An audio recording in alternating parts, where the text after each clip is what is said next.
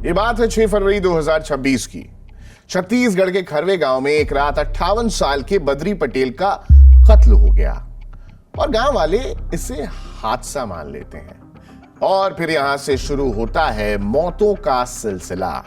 4 महीने 8 मौतें और हर बार एक ही कहानी कि अचानक तबीयत बिगड़ गई, उल्टियां हुई और मौत हो गई। गांव चुप रहा और सबने इसे किस्मत का खेल मान लिया और तो और भगवान की नाराजगी समझ ली।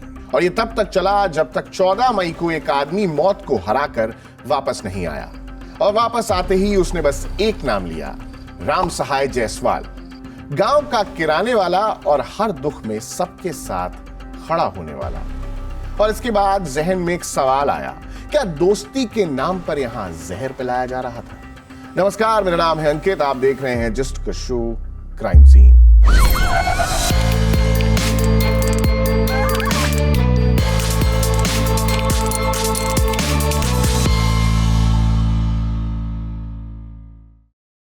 आज के एपिसोड में हम बात करेंगे भरोसे के पीछे छिपी कत्ल की वो दास्तां जहां कातिल कोई बाहर वाला नहीं था।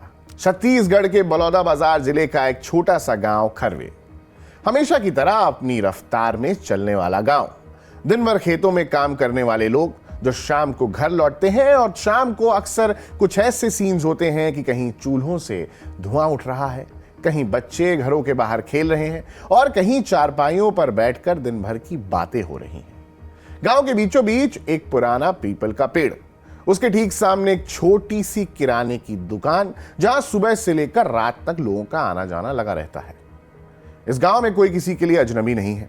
ज्यादातर लोग बचपन से एक दूसरे को जानते हैं और अगर किसी घर कोई मेहमान आ जाए तो पड़ोसी बिना कहे मदद के लिए पहुंच जाते हैं। शाम को किसी दोस्त के घर बैठ जाना, चाय पी लेना और कभी कभार शराब भी पी लेना यहां के लिए नॉर्मल सी बात थी। लेकिन जब 58 साल के बद्री पटेल उस शाम घर से निकले तो उनके परिवार ने भी इसे रोज की तरह ही लिया। किसी ने यह नहीं पूछा कि कहां जा रहे हो, और गांव में ऐसा सवाल पूछने की जरूरत नहीं पड़ती। या तो लोग गांव में घूमते हैं या बाजार से गांव वापस। और बद्री पटेल भी देर रात अपने घर वापस लौट आए। सब कुछ नॉर्मल। उन्होंने खाना खाया या नहीं, घर में किससे क्या बात हुई, ऐसी कोई इंफॉर्मेशन कभी सामने नहीं आई। लेकिन अगली सुबह अचानक उनकी तबीयत बिगड़ने लगी। पहले बेचैनी हुई, फिर उल्टियां। घर वालों ने सोचा शायद रात की शराब इन्हें भारी पड़ गई। गांव में ऐसा पहले भी होता रहता है, इसलिए शुरुआत में किसी ने ज्यादा घबराहट नहीं दिखाई। मगर कुछ ही घंटों में उनकी हालत इतनी बिगड़ गई कि जब तक परिवार वाले कुछ समझ पाते उससे पहले ही बद्री पटेल की मौत हो गई। पूरे घर में मातम छा गया। रिश्तेदार आए, पड़ोसी आए और अंतिम संस्कार की तैयारियां शुरू हो गईं। शाम तक गांव ने अपने एक पुराने चेहरे को विदा कर दिया और उस दिन हर किसी को दुख था, क्योंकि किसी के मन में कोई शक नहीं था। इस मौत को बस एक बदकिस्मत हादसा मान लिया गया और अगले 2-3 दिनों तक गांव में बद्री पटेल की ही चर्चा। लोग उनके बारे में बातें करते, फिर अपने अपने काम में लग जाते। खेतों में फसल का काम पहले की तरह चलता रहा। किराने की दुकानें वापस खुल गईं, बच्चों का स्कूल भी लगने लगा। जिंदगी जैसे एक पल के लिए रुकी और फिर दोबारा चल पड़ी।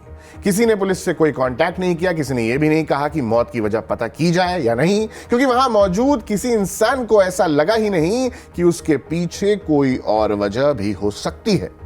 और करीब 2 हफ्ते बाद 20 फरवरी को गांव में फिर एक घर के बाहर लोगों की भीड़ जुट गई। इस बार 60 साल के बुथालू साहू नहीं रहे। उनकी तबीयत भी अचानक बिगड़ी थी। परिवार ने उन्हें बचाने की कोशिश की, लेकिन वो भी नहीं बच सके और ये 2 हफ्तों के भीतर दूसरी मौत थी। लोगों ने दुख जताया, लेकिन दोनों घटनाओं को जोड़कर देखने की कभी कोशिश नहीं की।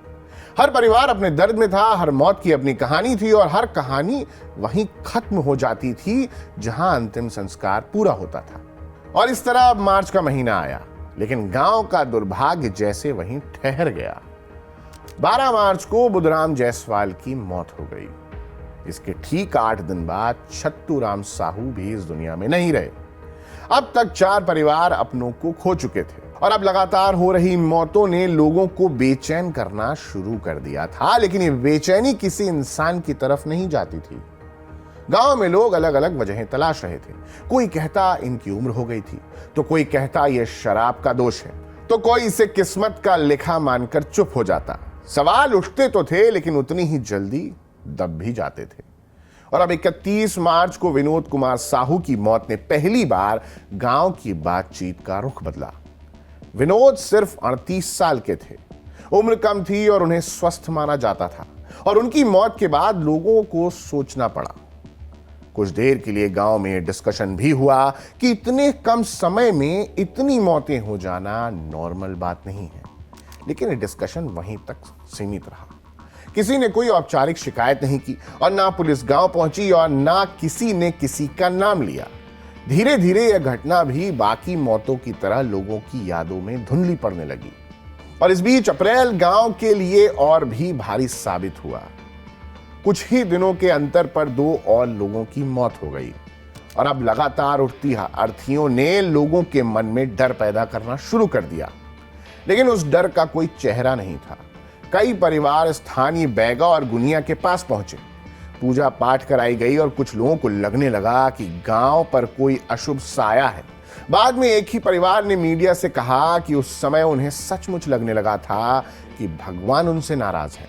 और उस वक्त किसी ने कल्पना भी नहीं की थी कि मौतों का जवाब गांव के किसी इंसान के पास भी हो सकता है। इस बीच 14 मई की शाम एक और आदमी अपने घर से निकलता है। यह भी गांव की बाकी शामों की तरह ही शुरू हुई थी। देर रात वो वापस लौटा, लेकिन कुछ ही देर बाद उसकी तबीयत अचानक खराब हो गई। परिवार इस बार घबरा गया। पिछले कुछ महीनों में वो बहुत कुछ देख चुके थे और बिना देर किए उसे हॉस्पिटल ले जाया गया।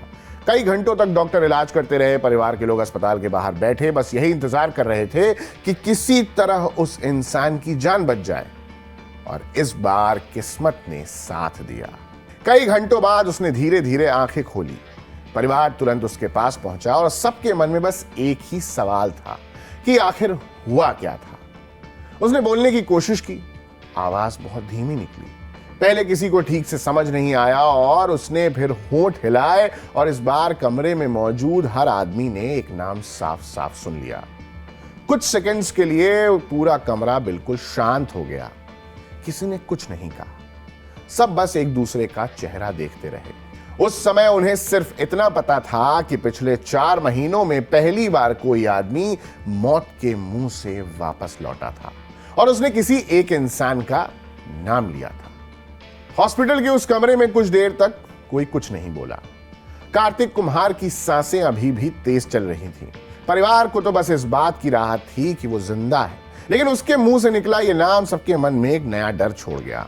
किसी ने उसे जल्दबाजी में कोई सवाल नहीं किया क्योंकि डॉक्टर्स ने भी उसे आराम करने की सलाह दी थी। लेकिन थोड़ी देर बाद जब उसकी हालत कुछ संभली तो परिवार ने फिर यही सवाल दोहराया कि आखिर उस शाम हुआ क्या था। कार्तिक ने रुक रुक कर पूरी बात बतानी शुरू की।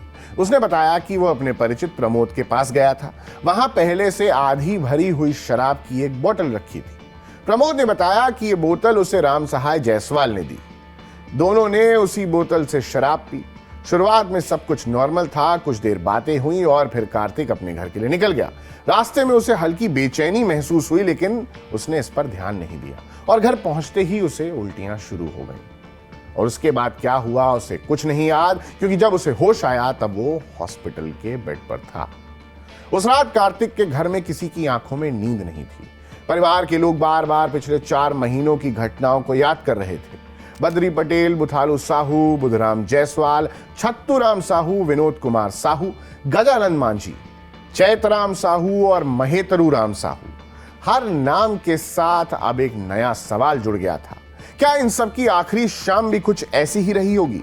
क्या इन मौतों के बीच सचमुच कोई रिश्ता था या फिर ये सिर्फ एक संयोग था? किसी के पास कोई जवाब नहीं था, लेकिन अब चुप रहना भी आसान नहीं था। 2 दिन बाद कार्तिक का परिवार गांव के कुछ लोगों के साथ थाने पहुंचता है। शिकायत सिर्फ कार्तिक की तबीयत बिगड़ने की नहीं थी। उन्होंने पुलिस से कहा कि पिछले कुछ महीनों में गांव में लगातार लोग मर रहे हैं और हर बार सबने इसे नॉर्मल मौत मान लिया, लेकिन अब पहली बार किसी आदमी की जान बची है और उसने मरने से पहले की शाम के बारे में कुछ बताया है। परिवार ने पुलिस से सिर्फ एक गुजारिश की, अगर अब भी इन घटनाओं को अलग अलग मानकर छोड़ दिया गया तो शायद सच कभी सामने नहीं आएगा। पुलिस ने शिकायत दर्ज करने के बाद सबसे पहले पुराने रिकॉर्ड्स निकलवाए, जिन मौतों को अलग अलग घटनाओं के तौर पर दर्ज किया गया था वे पहली बार एक ही मेज पर रखे गए। हर फाइल का अपना अलग नाम था, अलग तारीख थी और अलग परिवार।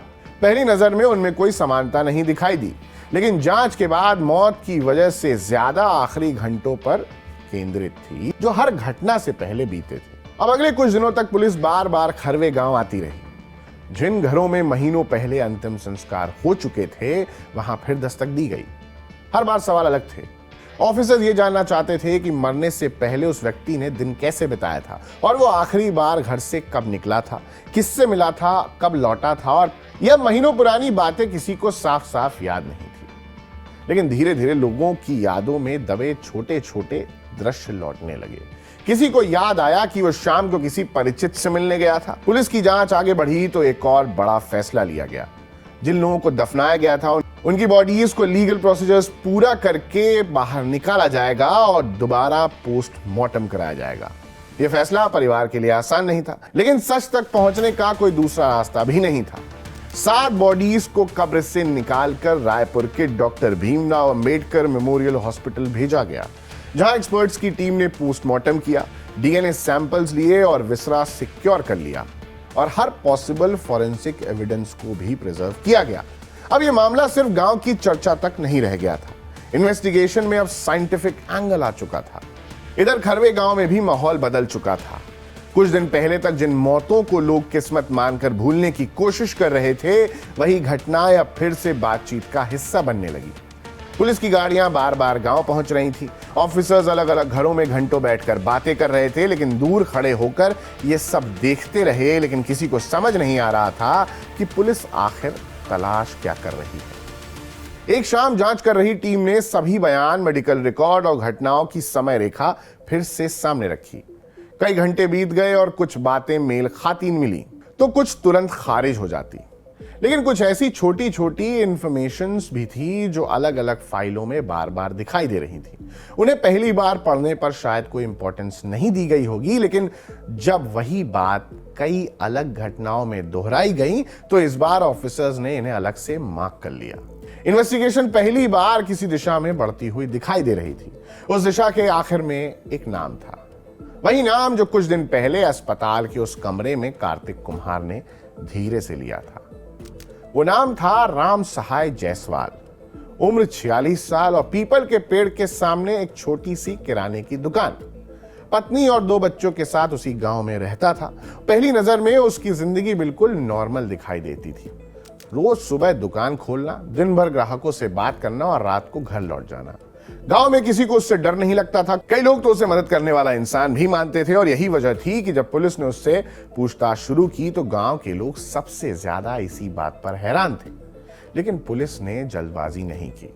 सबसे पहले उन लोगों की इंफॉर्मेशन जुटाई जो पिछले 4 महीनों में मर चुके थे। फिर यह समझने की कोशिश हुई कि उनकी जिंदगी में राम सहाय की क्या जगह थी। इन्वेस्टिगेशन जैसे जैसे आगे बढ़ने लगी, तस्वीर साफ होने लगी। कोई उसका पुराना परिचित था, किसी से पैसों का लेन देन था, किसी से जमीन को लेकर विवाद था, तो किसी से मनमुटाव चल रहा था। हर रिश्ता अलग था, लेकिन हर मृतक किसी न किसी रूप में उसे जानता था। और यही वो कड़ी थी जिसने पुलिस का शक और गहरा कर दिया। इसके बाद ऑफिसर्स ने कार्तिक कुम्हार की बताई हुई बात को दोबारा परखा।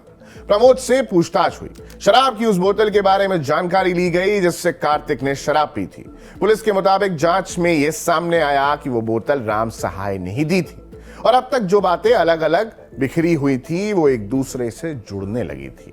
पुलिस को पहली बार लगा कि शायद लगातार हो रही मौतों का कारण कोई बीमारी या संयोग नहीं बल्कि एक तय तरीका हो सकता है। अब लगातार पूछताछ और जुटाए गए सबूतों के आधार पर पुलिस ने राम सहाय को हिरासत में ले लिया।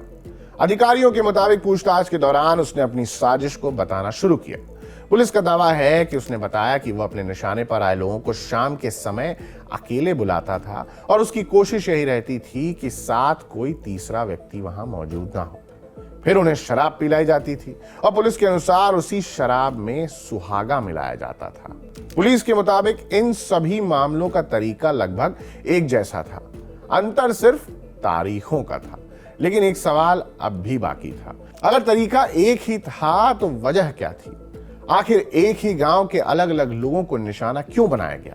क्या इन सभी के बीच कोई साझा दुश्मनी थी या फिर हर हत्या के पीछे अलग कारण छिपा था? इन सवालों के जवाब पुलिस को पूछताछ के अगले दौर में मिले और वहीं से इस कहानी का सबसे भयावह हिस्सा शुरू होता है। पूछताछ में सामने आया कि हर व्यक्ति को निशाना बनाने की अलग अलग वजह थी। बद्री पटेल के साथ उसका पुराना मनमुटाव था। पुलिस का कहना है कि राम सहाय को शिकायत थी कि बद्री उसे गालियां देता था और अक्सर शराब की मांग करता था। वहीं बुधालू साहू को लेकर पुलिस ने बताया कि राम सहाय के मन में जाति सूचक टिप्पणियों को लेकर गुस्सा था। बुद्धराम जायसवाल के साथ जमीन को लेकर विवाद था। वहीं छत्तू राम साहू के बारे में पुलिस का दावा है कि राम सहाय को शक था कि उसकी नजर उसकी पत्नी पर है। विनोद कुमार साहू के बारे में उसने कथित तौर पर कहा कि वो उसे बार बार अपमानित करता था। वहीं गजानन मांझी पर उसे तांत्रिक क्रियाएं करने का शक था। वहीं चैतराम साहू से उसने 50,000 रुपए उधार लिए थे और कर्ज लौटाने का प्रेशर बढ़ रहा था। वहीं महेतरू राम साहू के बारे में पुलिस का कहना है कि राम सहाय को लगता था कि वो लगातार उसका मजाक उड़ाता है और उसे ताने मारता है। पुलिस के मुताबिक बाहर से देखने पर ये छोटे छोटे झगड़े लग सकते थे, लेकिन पूछताछ में इन्हीं बातों को उसने वजह बताई। जांच के दौरान एक और जानकारी सामने आई जिसने पुलिस अधिकारियों को चौंका दिया। पुलिस के अनुसार लोगों को निशाना बनाने से पहले राम सहाय ने उसी जहरीले पदार्थ का असर एक कुत्ते पर परख के देखा था। जब उसे यकीन हो गया कि वह तरीका काम कर रहा है, तब उसने इंसानों को निशाना बनाना शुरू किया। जांच में यह भी सामने आया कि पिछले 4 महीनों के दौरान उसने कई बार सुहागा खरीदा। दुकानदारों से पूछताछ की गई तो उन्होंने पुलिस को बताया कि राम सहाय ने यह कहकर पदार्थ खरीदा था कि उसे चूहे मारने के लिए इसकी जरूरत है। पुलिस ने उन लोगों के बयान भी दर्ज किए जिन्होंने उसे यह सामान बेचा था। इस बीच रायपुर भेजे गए फॉरेंसिक नमूनों की प्रक्रिया भी चलती रही। 7 बॉडीज को कब्र से निकालकर पोस्टमार्टम कराया गया था। डीएनए सैंपल लिए गए, विसरा और दूसरे साइंटिफिक सबूतों को सुरक्षित रखा गया था। जांच एजेंसियों ने हर रिपोर्ट को आपस में मिलाकर देखा ताकि पुलिस के दावों की पुष्टि की जा सके। और यह मामला अब सिर्फ गवाहों के बयानों पर नहीं बल्कि वैज्ञानिक साक्ष्यों पर भी टिका हुआ था। एक शव का दोबारा परीक्षण इसलिए नहीं हो सका क्योंकि उसका अंतिम संस्कार दाह संस्कार के रूप में किया जा चुका था और उसके अवशेष उपलब्ध नहीं थे। इसके बावजूद बाकी मामलों से जुड़े सबूतों को जोड़कर पुलिस ने अपनी जांच को आगे बढ़ाया। पुलिस ने राम सहाय जायसवाल को 8 लोगों की हत्या और एक व्यक्ति की हत्या की कोशिश के आरोप में गिरफ्तार किया। मामला अदालत तक पहुंचा और जांच आगे बढ़ती रही। इस केस में कई सारी फॉरेंसिक रिपोर्ट्स, गवाहों के बयान और पुलिस की चार्जशीट आगे की कानूनी प्रक्रिया का हिस्सा बनेगी। इसलिए इस कहानी का अंतिम फैसला अदालत ही करेगी। लेकिन इतना तय है कि अगर कार्तिक कुम्हार उस दिन जिंदा नहीं बचते तो शायद खरवे गांव की ये 8 मौतें अलग अलग घटनाएं मानकर हमेशा के लिए बंद फाइलों में दफन हो जाती।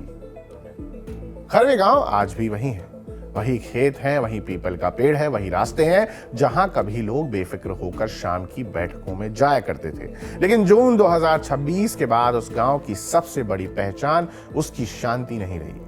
वो एक ऐसे मामले के कारण पूरे देश में चर्चा का विषय बन गया जिसने ये दिखाया कि कभी कभी सबसे खतरनाक कहानियां किसी सुनसान जंगल या बड़े शहर में नहीं बल्कि उन छोटे छोटे गांव में छिपी होती है जहां हर चेहरा परिचित लगता है। आज के क्राइम सीन के एपिसोड में फिलहाल इतना ही। आपको एपिसोड कैसा लगा हमें कमेंट्स करके जरूर बताइए। आपके लिए इस कहानी की स्क्रिप्टिंग की है हमारे साथी दीपेंद्र गांधी ने। कैमरे पर हैं हमारे साथ फरहान और आदेश जी। साउंड पर हैं संदीप पांडे जी। मेरा नाम है अंकित। आप देख रहे हैं जस्ट। Thank you.